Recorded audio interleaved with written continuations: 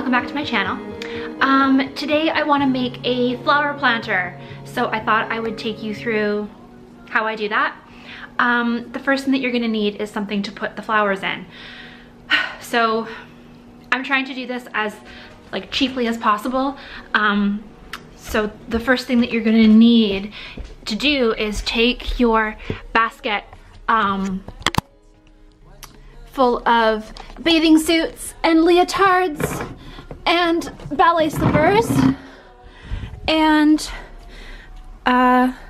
just dump it on the floor and you have a basket. Okay, so now we have our basket, but obviously there's lots of holes in it and the dirt's gonna fall through, so that doesn't make a whole lot of sense. So you can buy this stuff.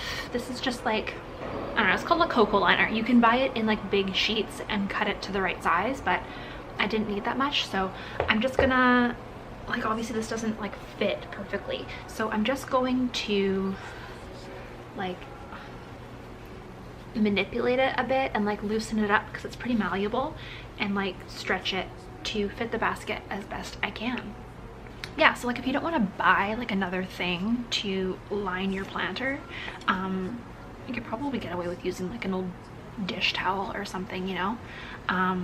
I like this because it's going to kind of eventually get to be the same color as the dirt that I'm going to be using, so it doesn't really stand out too much. And as it ages and like deteriorates, it just doesn't, it's not going to look as grody as like an old dish rag.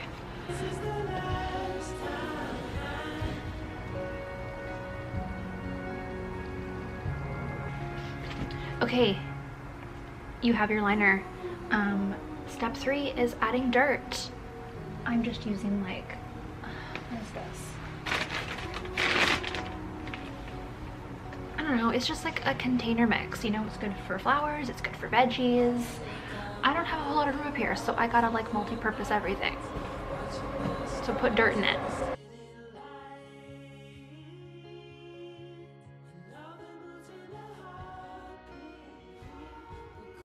Okay, so your dirt is in, and now comes the creative brilliance that's going to be unleashed. Putting your flowers in the container. So I'm just doing a little trial run right now with the plants still in their nursery pots, just to kind of like keep the roots contained, because I change my mind a lot. So they're going to be shuffled and moved, and this just kind of helps to keep things a little bit less messy. And then for the actual flowers, I went for some color, so I have some purple and yellow in the tricolor pansy. These guys are actually edible, fun fact.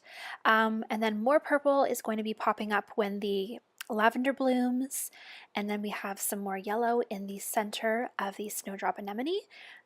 These guys are so pretty, I love them a lot.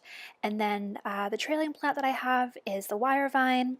And then we have more white in the evergreen candy tuft. And then the last one I have here is the lily of the valley, which was left over from last season.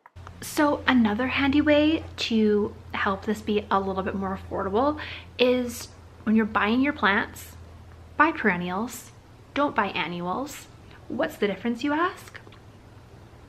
Perennials are going to come back next year. They're going to go dormant in the winter, and then next spring they're going to perk up again, as opposed to annual flowers, which are going to die at the end of the season, and then next year you're going to have to go and spend more money to replace them. So take care of your perennial plants, and then next year they will love you again.